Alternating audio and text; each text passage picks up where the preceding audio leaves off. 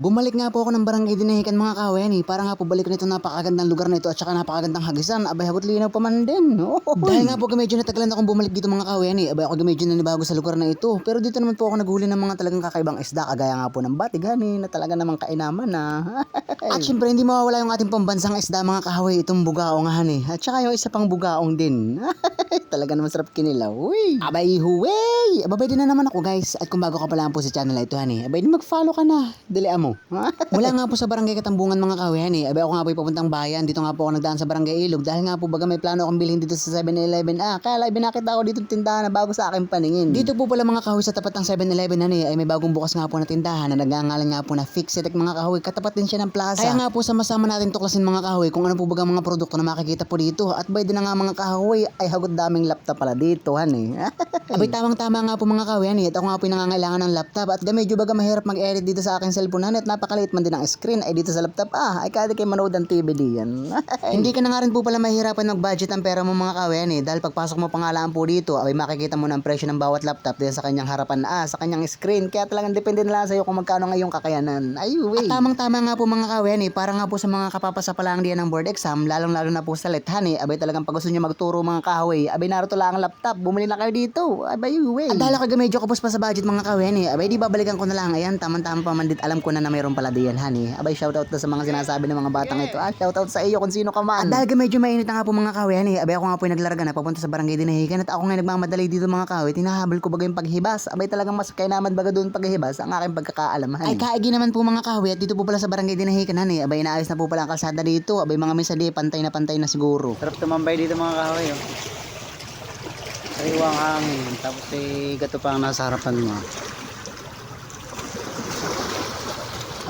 Sarap itong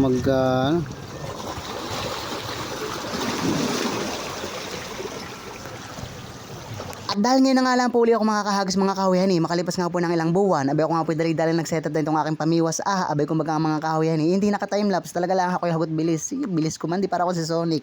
At ito nga po pala ang aking gagamiting pamain mga kahoy ito nga po pala ay tinatawag namin multong hipo na galing pa nga po kay Kuya JM. Sa mga gusto pong bumili sa kanya mga kahoy maaari po kayo mag-PM sa kanya o kayo mag-comment kayo din sa comment section abay talaga naman. At dahil medyo alam ko na nga po mga kahoy ang lugar na ito abay ako nga po naglakad na muna bago ako humagis dahil pag ako humagis diyan sa aking dinadaan ng yan abay ako pagod na ay wala pang nasibad sa akin pag hindi butik At dito na nga po ako unang humagis mga kahoy sa na kay abandonadong fishpan po yata ito at ako po bagay nagbabaka sakali na baka biglang may pumasok pala dito mga lapu-lapu okay talakitok okay midyad okay dinosaur. Ako nga po tontuwa pa dito dun sa bakuli mga kahoy habol-habol bagay yung lure ko abay gusto bagay niyang kagatin yung biwas siguro ay siguro siya nasasaktan kaya nagtigil pati siya at hindi din nga lang po nagtagal mga kahoy abay sa wakas nga po nakahuli na ako abay ito nga pong istang ito nagngangalan mga kahoy na batig medyo maliit lang siya mga kahoy pero sandang ka na ding mahigit iyan kasyang-kasya ng pangulam ko iyan baka panghapunan ko pa ay grabe ka naman katipin. Ako nga po surang-sarap pa pagbibideo dito mga kahoy gawa nga po na hindi siya nagpo-focus doon sa isda abay talaga namang ginawa ko ng lahat pero hindi talaga siya nagpo-focus sa akin aray ko. At tingnan naman po ninyo mga kahoy kung gaano kaganda dito sa lugar na ito abay ako nga po napapatingin pa din sa dalawang puno na yan na napakasarap lagyan ng duyan pag di ka nakatulog diyan habang kinasipol at makalipas nga po napakahabang paglalakad mga kahoy at saka napakaraming paghahagis abay nakarating na nga po ako dito sa mga napakaraming bangka na abandonado mga kahoy talagang buwagsak na siya gumuho na pati. At para nga po mas maganda yung aking paghahagis mga kahoy tapos kita-kita ko yung tubig ako nga po umakyat dun sa abandonadong bangka mga kahoy at kung makikita ninyo napakaganda ng tubig napakalinaw napakalantapan abay talaga napakasarap batuhin wag naman.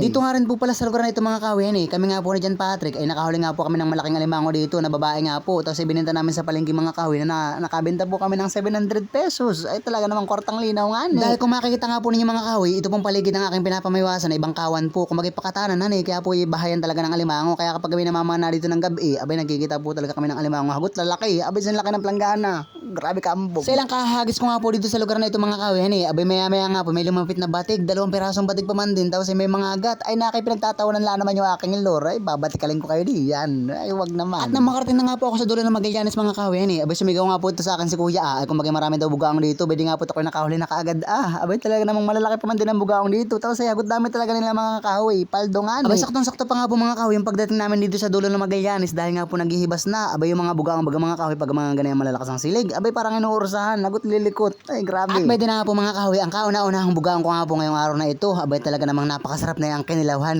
wag naman.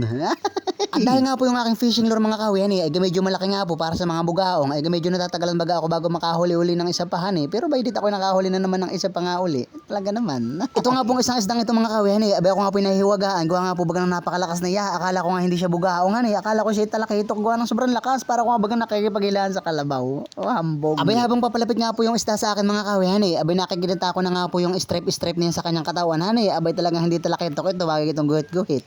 Ay, baka bilang-bilang, wag naman.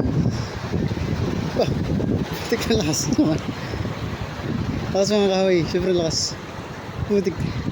Ano ito, talakitok? Ay, hindi, bagaong, balagbag. Lakas oh. Wah. Bugaong nga laki. Laking bugaong mga kahoy. Laki. Kalaki mo. Huli ka.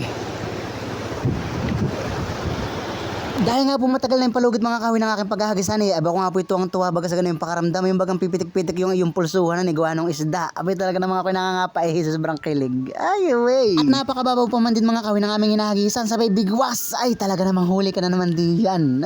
Ay, paldo.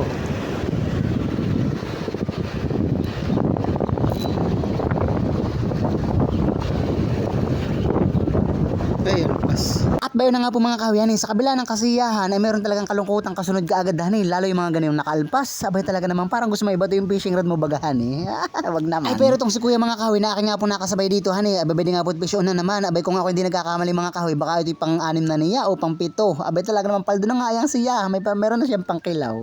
Yun nga po palang gamit niyang fishing lure mga kahoy abay maliit na size nga lang po. Bali 3 grams lang po yung kanyang ginagamit. Tapos yung sa akin naman ay 8 grams yata o 7 grams. Abay talagang napakalaki ng pagkakaiba. Ay grabe nga. Ako nga po natutuwa pa dito kay kuya mga kahoy dahil sa wakas nga daw po ay ako nakasabay din na pamimiwas. Abay kung ako nagkataon na walang trabaho ay baka katay kahit araw-araw magkasabay. Ay totoo naman. Abay sa totoo nga lang po mga kahoy ako nga po kating-kating na sa pamimiwas na ito lalo na nga po malapit ang summer. Kaya nga lang po mga kahoy ako nga po may trabaho. Abay talaga naman nakakahiya naman mag-resign Shoutout po pala kay Noah Aveno parang Barangay Batangan, General Nakar Quezon. Abay huway. At shoutout na rin po sa Fixatech sabi nga po ni Kuya Naxi Soriano. Abay salamat na rin po sa pagsendang star. Abay huway.